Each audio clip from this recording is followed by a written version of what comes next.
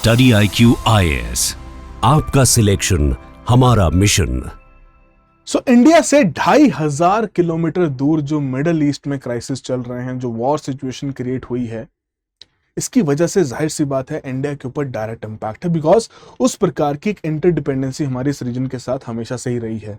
चाहे वो crude oil के इंपोर्ट्स के केस में, जिसमें कि इंडिया की बहुत सिग्निफिकेंस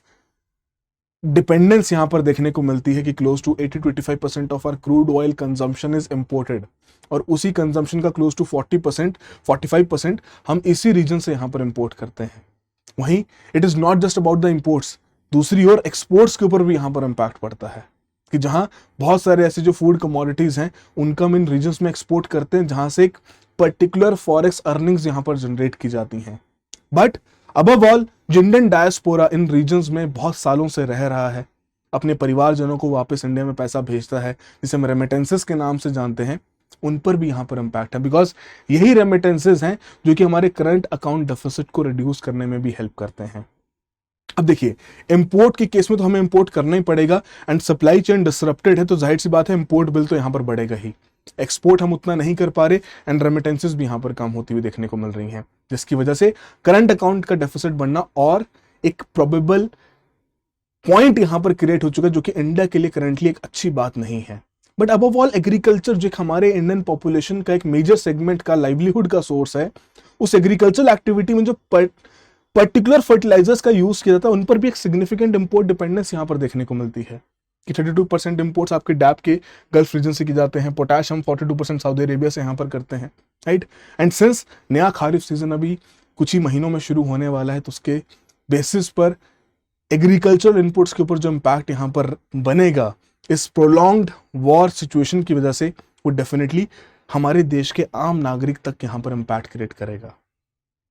बट इन सभी सिचुएशंस में जो कि इंपॉर्टेंट पॉइंट उभर के सामने आता है वो ये है कि नाउ इज द टाइम कि जब इंडिया इस क्राइसिस वाली सिचुएशन को अंडरस्टैंड करके अपनी पॉलिसीज, अपने इनिशिएटिव्स, अपने फ्रेमवर्क्स को यहां पर रीवैल्यूएट करे और रीडिजाइन करके इंडिया को एक वॉर रेजिस्टेंट इकोनॉमी यहां पर बनाया जा सके। और वही पॉइंट्स आज के हम सेशन में डिस्कस भी करने वाले हैं कि चाइना बहुत समय से तैयारी कर रहा है इस चीज की, और चाइना ने ऑलरेडी अपने आप को आइसोलेट तो नहीं किया है, बट हाँ रेजिस्टेंस जरूर यहां पर डेवलप करी है, रेजिलियंट जरूर अपने आप को यहां पर बनाया है कि जहां पर वो अगेन इस वॉर लाइक सिचुएशन से अपने आप को एक मेजर तरीके से प्रोटेक्ट करने में सक्षम भी हो पाएगा। तो ये डिस्कस करते हैं आज के सेशन को। मेरा नाम अरविंद गुलेरिया है, तो शुरुआत करते हैं। तो बेसिकली अगेन क्रूड ऑयल के इंपोर्ट्स पर एक मेजर कंसर्न्स यहां पर आए हैं, सप्लाई चेन डिसरप्टेड है। अभी कुछ रूमर्स की वजह से कुछ पेट्रोल पंप्स के बाहर तो लाइन पर लाइन वहां पर लग गई थी, बट रिसेंटली पार्लियामेंट में भी यहां पर कुछ फैक्ट्स कोट किए गए, तो उसके तहत जो हमारे पास 3 इंपॉर्टेंट स्ट्रेटेजिक पेट्रोलियम रिजर्व्स की साइट्स हैं,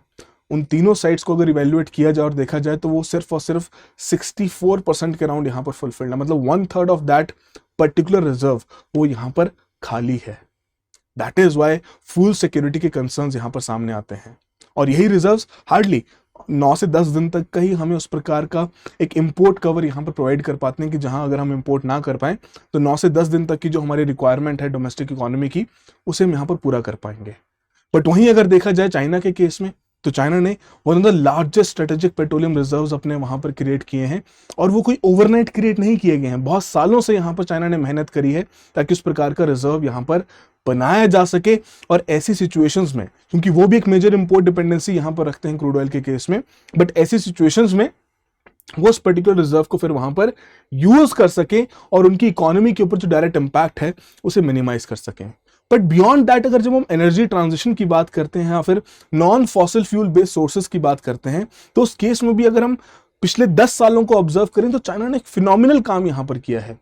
रिन्यूएबल एनर्जी कैपेसिटी भी यहां पर बढ़ाई है ताकि उनकी जो डिपेंडेंसी क्रूड ऑयल के केस में है उसे मिनिमाइज किया जा सके। So that is the point कि जहां पर इंडिया के लिए एक मेजर पॉइंट क्रिएट होता है कि इस वल्नरेबिलिटी को अपने विकसित में यहां पर कन्वर्ट कर सके। जो टारगेट्स 2047 के लिए रखे गए हैं, उन टारगेट्स को मद्देनजर रखते हुए वैसी स्ट्रेटजीज यहां पर डेवलप की जा सके जहां पर इंडिया को इस प्रकार से वॉर रेजिस्टेंट बनाया जा सके। अब वो स्ट्रेटजीज यहां पर क्या हो सकती हैं, सबसे पहला पॉइंट यहां पर देखते हैं। तो जाहिर सी बात है हमारे पास ये 3 साइट्स यहां पर अवेलेबल हैं। वो 3 साइट्स हमारे पास SPR जो फर्स्ट फेज का इनिशिएटिव था, 3 लोकेशंस विशाखापट्टनम, मैंगलोर एंड पदूर में है। एंड अगेन इसके तहत हमारी ये कमीशन हो चुकी है साइट्स, एंड उसी के चलते SPR2 का इनिशिएटिव भी यहां पर रखा गया ताकि ओडिशा और अगेन कर्नाटका के पदूर में ही यहां पर और रिजर्व्स यहां पर क्रिएट की जा सके, ताकि इस प्रकार की जो हमारी स्ट्रेटेजिक पेट्रोलियम रिजर्व की कैपेसिटी है उसको हम और बढ़ा के फर्दर एक और क्वेश्चन प्रोवाइड कर सकें कि अगर कल को फ्यूचर में ऐसे क्राइसिस दोबारा रिपीट होते हैं तो हमारे पास वो सिग्निफिकेंट रिजर्व्स की अवेलेबिलिटी यहां पर रहे। बट पॉइंट यहां पर ये है कि अभी भी ये इनसफिशिएंट है, कंसिडरिंग द फैक्ट कि जिस प्रकार की फॉसिल फ्यूल की कंजम्पशन या क्रूड ऑयल की कंजम्पशन इंडिया में देखने को मिलती है, these reserves are going to play a very minimal role. और इसी रोल को बढ़ाने के ऊपर यहां पर फोकस रखा जाता है कि अगर हम बाकी देशों के केस में बात करें, चाइना के केस में देखा जाए तो again when it comes to their strategic crude oil reserves, तो उन्होंने 1 बिलियन बैरल से भी ज्यादा का रिजर्व यहां पर क्रिएट किया है। और वहीं डेज के केस में देखा जाए तो South Korea, Japan, Italy, Germany, इन सभी के द्वारा इतने रिजर्व्स क्रिएट किए गए हैं कि वहां पर वो 100 दिन से ज्यादा का भी इजिली अपना काम कर सकते हैं। इंडिया केस में कहा जाता है कि अगर इन SPR रिजर्व्स को देखा जाए और जो कमर्शियल होल्डिंग्स के जो स्टॉक्स हैं उनको ऑब्जर्व किया जाए तो क्लोज टू 65 to 70 डेज तक का रिजर्व हमारे पास अवेलेबल है, जो कि अगेन बहुत कम देखने को मिलता है। और SPR के केस में तो वैसे भी बहुत कम है कि जहां पर हार्डली अगर ऑब्जर्व किया जाए तो it is only close to 9 to 10 days, right. And वहीं अगर बिलियन बैरल्स के केस में देखना तो जहां पर चाइना 1 बिलियन से भी ज्यादा के बैरल्स का रिजर्व यहां पर क्रिएट करके बैठा है, इंडिया में हार्डली 30 मिलियन बैरल्स का रिजर्व हमारे पास इन SPRs में अवेलेबल है, जो कि ऑलरेडी 1/3 जिसमें से एम्प्टी देखने को मिलता है। सो यहां सबसे पहला स्टेप जो इंडिया को करना चाहिए, जो स्ट्रैटेजी फॉलो करनी चाहिए, वो यही है कि जहां वो अपने इन रिजर्व्स की मात्रा को और बढ़ाए, ताकि इस प्रकार के जो फ्यूचर क्राइसिस अगर दोबारा रिपीट होते हैं तो समय पर हमारे पास वैसा क्वेश्चन अवेलेबल रहे। एंड ये पर्टिकुलर पॉइंट शायद पहले भी बहुत बार रीआइटरेट किया गया है, but now is the time जब इन चीजों के ऊपर स्पेसिफिकली काम किया जाए और वैसा पॉलिसी सपोर्ट क्रिएट किया जाए एंड प्राइवेट पार्टिसिपेशन भी यहां पर बढ़ाई जाए ताकि ऐसे रिजर्व्स की क्रिएशन वहां पर की जा सके, राइट। सेकेंड पॉइंट जो हम बार बार रिपीट कर चुके हैं कि जो स्ट्रेट ऑफ हॉर्मुज के ऊपर इतनी बड़ी जो हमारी डिपेंडेंस है एंड जिसका इंपैक्ट डायरेक्टली हमें यहां पर देखने को मिला कि जैसे ही वॉर सिचुएशन यहां पर क्रिएट हुई फेब एंड में, और उसके बाद से सिग्निफिकेंट जो वॉल्यूम का डिक्लाइन यहां पर देखने को मिला है in terms of ship traffic. So that is the point कि जब यहां पर डाइवर्सिफिकेशन को ऑब्जर्व किया जाए कि हमारे पास और भी ऑल्टरनेटिव्स यहां पर अवेलेबल होने चाहिए। अभी रिसेंटली एक नया ऑल्टरनेटिव यहां पर प्रपोज किया गया कि $100 बिलियन का मेगा कैनाल प्रोजेक्ट, ताकि ये जो स्ट्रेट ऑफ हॉर्मुज का जो चोकहोल्ड वाला पॉइंट है इसके ऊपर जो डिपेंडेंसी उसको यहां पर खत्म की जाए by creating a canal system जो कि इसको कंप्लीटली बाईपास यहां पर कर दे। But apart from that again जो ये गल्फ कंट्रीज के पास जो खुद का पाइपलाइन इंफ्रास्ट्रक्चर यहां पर अवेलेबल है उसे भी यहां पर फर्दर और इंक्रीज किया जाए। इंडिया के लिए तो पर्टिकुलरली एक बहुत इंपॉर्टेंट पॉइंट यहां पर बन जाता है कि rather than having a dependency on this particular region, जो कि अगेन बहुत सेंसिटिव है ऐसे वॉर लाइक इनिशिएटिव्स के केस में, ऐसे इंस्टेंसेस के केस में, अपनी डाइवर्सिफिकेशन को और यहां पर बढ़ाया जाए। जैसे कि अगर हम नेचुरल गैस के केस में देखें, यहां पर इंडिया का जो लिक्विफाइड नेचुरल गैस का जो इंपोर्ट्स का सोर्स है पिछले कुछ सालों में ऑब्जर्व किया जाए तो डाइवर्सिफिकेशन हमें यहां पर देखने को मिली कि हमने यूएस से भी खरीदा है, अंगोला से भी खरीदा, नाइजीरिया से भी यहां पर खरीदा है। So that is the point कि जब हम इस डाइवर्सिफिकेशन को और बेहतर तरीके से यहां पर यूटिलाइज कर सकें, तो ये डाइवर्सिफिकेशन बहुत जरूरी है। वही वाली बात है ना कि we are not suppose to put all of our eggs in the same basket. जितना डाइवर्सिफाई करेंगे उतना ही इसका इंपॉर्टेंस भी देखने को मिलेगा। एंड रशिया जो कि करंटली एक बहुत बड़ा प्लेयर है in terms of crude oil production, in terms of natural gas reserves, उस रशिया के साथ जो हमारा रिलेशनशिप है, जो कि ऑलरेडी एक ऑल वेदर फ्रेंड के तरीके से हम ट्रीट करते हैं, उन रिलेशनशिप्स को और इंटेंसिफाई किया जाए एंड अपनी जो एनर्जी सिक्योरिटी है उसको यहाँ पर मद्देनजर रखा जाए। बट पॉइंट यहाँ पर क्या है, जो थर्ड पॉइंट यहाँ पर आता है, ये तो हमारे पास दो वैसे वाले पॉइंट्स हैं कि जहां पर हम कुछ स्टेप्स ले सकते हैं ताकि जो करंट सिस्टम यहां पर चल रहा है उसको और बेहतर बनाया जा सके। बट जो थर्ड पॉइंट यहां पर आता है वो यही कहता है कि भैया rather than replacing the supply, है ना, कि सप्लाई को ही यहां पर रिप्लेस करना है, उसे डाइवर्सिफाई करना, उसके बियॉन्ड यहां पर जरूरत है कि डिमांड को भी यहां पर चेंज किया जाए। कि हम अब समय आ चुका है कि इस प्रकार के जो फॉसिल फ्यूल बेस्ड सोर्सेज हैं उनसे जो हम डिमांड यहाँ पर क्रिएट करते हैं उन डिमांड को यहाँ पर कम करें, और जो टारगेट्स जो हमारे डाइवर्सिफिकेशन के हैं, ट्रांजिशन के हैं एनर्जी के, उन टारगेट्स को और सीरियसली लेते हुए हम उस प्रकार के स्टेप्स यहाँ पर लें, कोऑर्डिनेटेड स्टेप्स यहाँ पर लें। अब उस केस में again when it comes to solar power, we have been played a very fundamental role. India ने बहुत अच्छा रोल यहाँ पर प्ले किया सोलर पावर की जनरेशन में। कैपेसिटी एडिशन डेफिनेटली यहाँ पर हुआ है। A very very important point जो कि समझना जरूरी है, नॉन फॉसिल फ्यूल बेस की जो कैपेसिटी है वो 50% तक यहाँ पर पहुंच चुकी है। But in terms of production अभी भी अगर हम पावर जनरेशन को देखें तो अभी भी 70 to 75% कोल से ही यहाँ पर हो रहा है। तो सिर्फ कैपेसिटी एडिशन से बात नहीं बनेगी, उन प्रोजेक्ट्स को मैक्सिमम यूटिलाइजेशन के साथ कमीशन भी करना पड़ेगा ताकि बेहतर तरीके से यहाँ पर काम किया जा सके। बट अब जो स्टेप्स यहां पर लिए जा रहे थे इलेक्ट्रिफिकेशन ऑफ व्हीकल्स के या सोलर पावर की जनरेशन के, उन स्टेप्स को और इंटेंसिफाई करने का समय आ चुका है। चाइना ने सेम चीज यहां पर काम करी है, उन्होंने अपना इंश्योर किया है कि उस प्रकार से वो अपना सोलर पावर की जनरेशन इतनी सिग्निफिकेंट तरीके से करें। R&D यहां पर किया गया है कि सोलर पैनल जो वहां पर मैन्युफैक्चर किए जा रहे हैं वो ओवर सप्लाई हो चुके हैं, और इंडिया में हमारी अभी भी इंपोर्ट डिपेंडेंसी यहां पर चल रही है। सिमिलरली इन केस ऑफ अगर हम डाइवर्सिफिकेशन के केस में बात करें तो चाइना ने अपना एक सिक्योर नेटवर्क सेट कर रखा है ईरान के साथ, जहां पर वो उनसे तेल खरीदते जा रहे हैं और बहुत समय से खरीद रहे हैं। एंड बहुत सारी रिपोर्ट्स तो ये भी कह रही हैं कि अभी तक वहां से तेल खरीदा जा रहा है। So that is the point कि हम अपने पास जो भी ऑल्टरनेटिव रिसोर्सेज अवेलेबल है उनको यहां पर यूटिलाइज किया जाए। सेकेंडली जो पॉइंट यहां पर रखा गया था वेस्ट टू एनर्जी का, उस वेस्ट टू एनर्जी को इनिशिएटिव्स के माध्यम से जो टारगेट सेट किए गए हैं उन टारगेट्स को एक्चुअली फिर रियलाइज किया जाए। That is the point, because एक सिग्निफिकेंट एस्पेक्ट है जहां पर हम बायोगैस की प्रोडक्शन करके अपनी नेचुरल गैस की जो कंजम्पशन है, उसकी जो डिमांड है, उसे यहां पर रिप्लेस कर सकते हैं। और एक इस प्रकार का जो आपका सीबीजी का प्लांट है वो इजिली 1000 होम्स की द्वारा जो इंपोर्टेड एलपीजी की कंजम्पशन की जाती है उसे वो रिप्लेस कर सकता है। बट पॉइंट वहीं आ जाता है कि भैया किस प्रकार से आपका ये गार्बेज का कलेक्शन यहाँ पर किया जाएगा, कैसे उसे यूटिलाइज किया जाए, कैसे उसकी फर्दर सेग्रीगेशन यहाँ पर की जा सके और कैसे उसको यूटिलाइज करके हम यहाँ इस प्रकार की बायोगैस भी जनरेट कर सकें। सो पॉलिसी लेवल पर तो हमारा चीजें सब कुछ सही चल रही हैं। नाउ इज द टाइम कि जब इनकी इंप्लीमेंटेशन को भी और बेहतर किया जा सके। अपार्ट फ्रॉम दैट जो इंडिया में यहाँ पर ऑब्जेक्टिव रखा भी गया और उसको यूज भी किया गया under the name of ethanol blending. तो इस एथेनॉल ब्लेंडिंग के लिए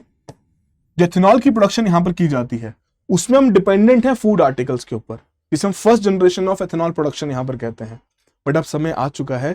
कि जो फूड वर्सेस फ्यूल की डिबेट है, जिसमें हम फूड आर्टिकल्स का यूज करते हैं ऐसा एथेनॉल प्रोड्यूस करने के लिए, उस पर्टिकुलर डिबेट को मद्देनजर रखते हुए हम यहां पर second generation, third generation, fourth generation उस प्रकार के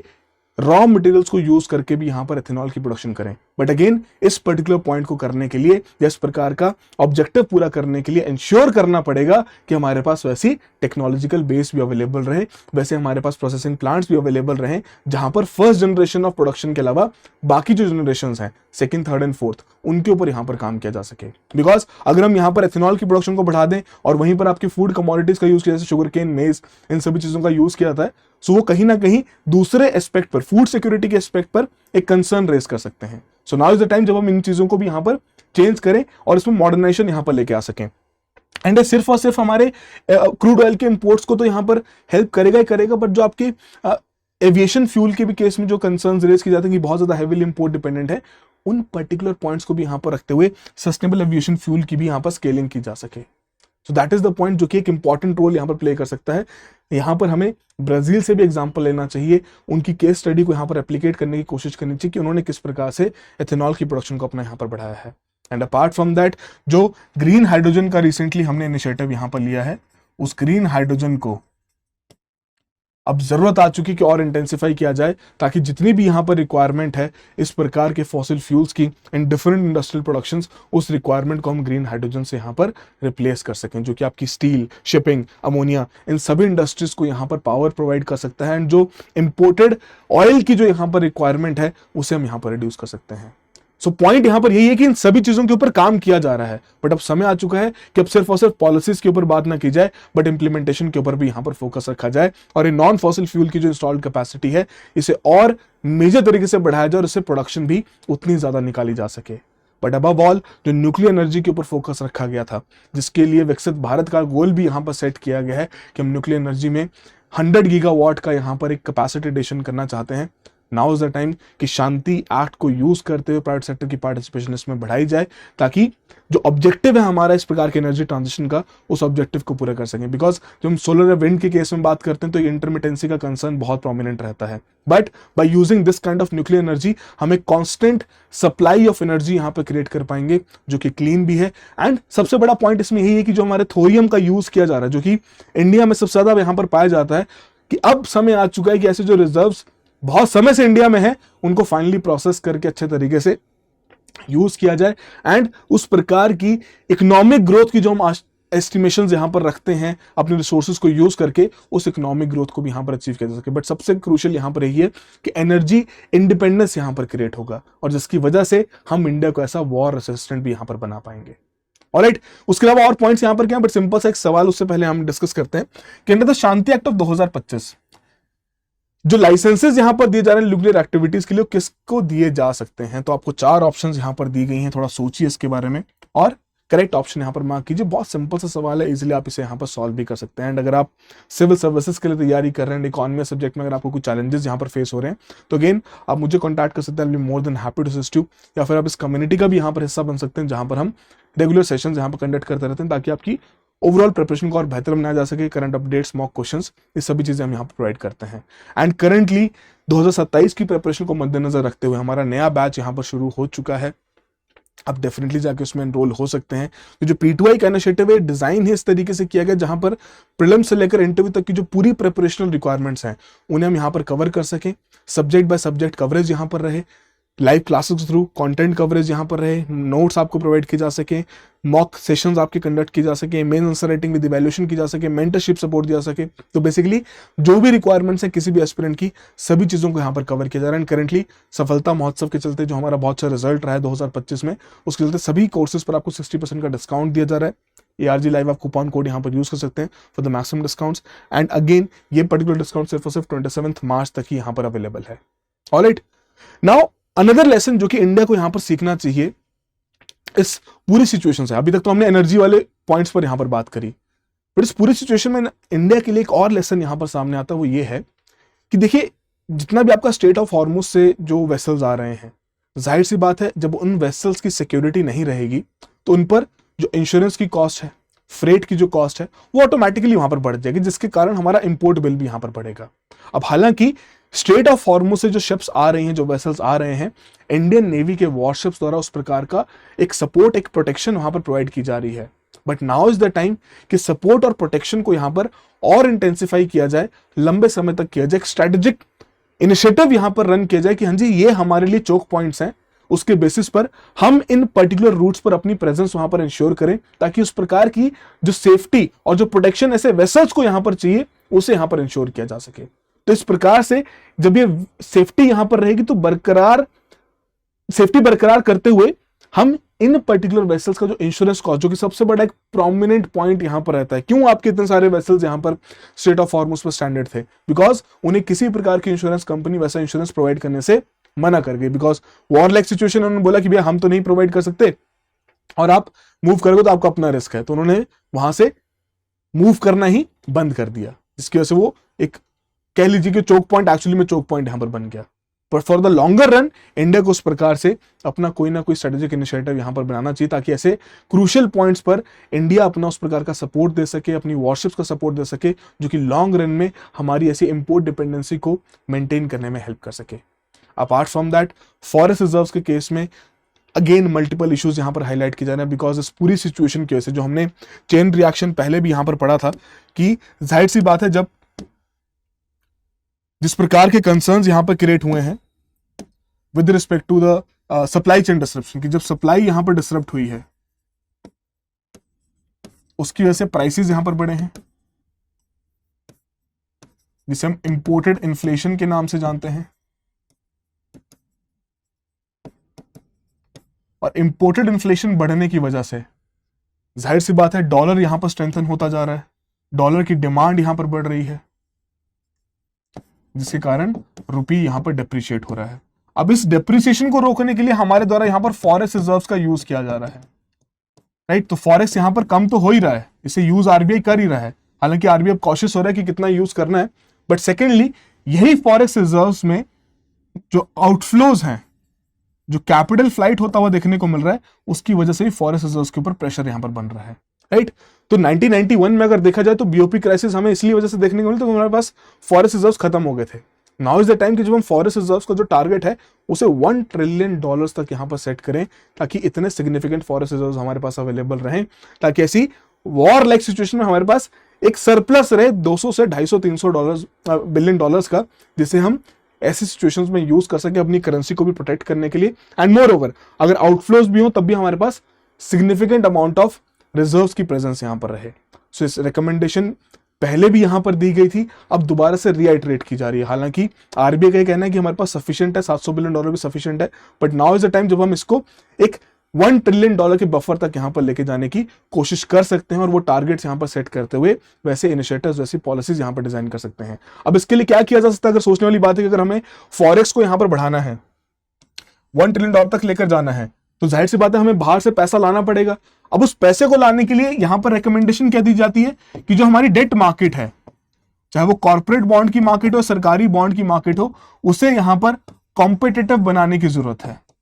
क्योंकि जब ये कॉम्पिटिटिव बनेगी तो हम सिग्निफिकेंट इनफ्लो ऑफ मनी देख पाएंगे, जिसके चलते हम उस प्रकार का एक बफर यहां पर क्रिएट कर पाएंगे of these kind of forest reserves. So that is something जिसके ऊपर यहां पर अगेन इंडिया काम कर सकता है।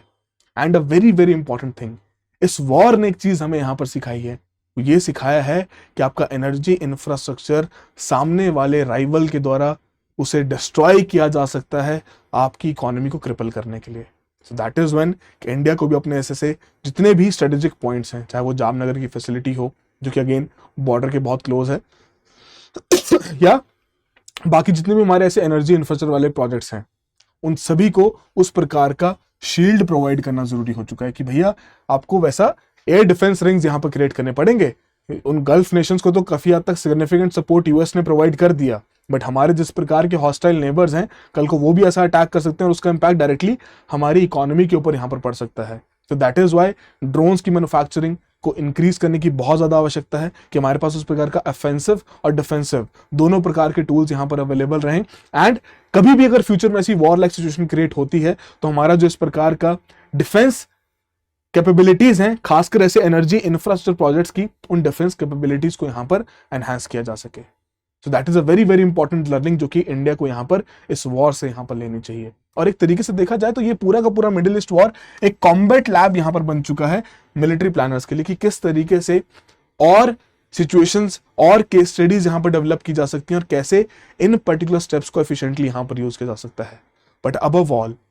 ऐसी कोई भी वॉर लाइक सिचुएशन अगर इंडिया के लिए फ्यूचर में क्रिएट होती है तो उस केस में इंडिया को एक कोऑर्डिनेटेड एफर्ट यहां पर चाहिए, मॉनेटरी पॉलिसी का, फिस्कल पॉलिसी का, प्राइवेट पेयर का। तभी जाके वो जो विकसित भारत की हम बातें करते हैं या विकसित भारत के जो गोल्स हमने यहां पर सेट किए हैं वो यहां पर अचीव भी हो पाएंगे। So that is the point जो हमारा ब्लूप्रिंट 2030 तक का होना चाहिए। हालांकि विकसित भारत हमारा 2047 तक का है, पर 2030 तक हमारा ये ब्लूप्रिंट होना चाहिए कि जहां पर हम अपने लिए रिजर्व्स भी क्रिएट करें, डाइवर्सिफिकेशन के ऊपर यहां पर फोकस किया जाए, domestic stack renewable energy, non fossil fuel energy का यहां पर बढ़ाया जाए, नेवी का सपोर्ट यहां पर इंक्रीज किया जाए, बिकॉज वी हैव सीन कि किस प्रकार का इंपैक्ट यहां पर पड़ सकता है अगर हमारे वाटर्स यहां पर प्रोटेक्टेड ना रहे, फायर वॉल्स यहां पर क्रिएट की जाए, शील्ड्स यहां पर क्रिएट की जाए, एंड एक प्लेबुक यहां पर रेडी रहे इंडिया के लिए कि इंडिया किस तरीके से फ्यूचर में ऐसे क्राइसिस को, चाहे वो किसी और देश में हो या हमारे देश में हो, उनके साथ यहां पर डील कर सकता है। आपका क्या ओपिनियन है, किस चीज के ऊपर पहले काम करना चाहिए? जरा अगेन कमेंट सेक्शन में यहां पर बताइए कि यहां पर किस चीज पर इंडिया को प्राइमरीली फोकस करना चाहिए, है ना, फर्स्ट प्रायोरिटी किस चीज के ऊपर यहां पर आनी चाहिए। तो आई होप आप सभी के लिए कुछ ना कुछ वैल्यूडेशन यहां पर जरूर रहा हो। So that will be all the very best, have a good talk. Study IQ IAS, आपका सिलेक्शन हमारा मिशन।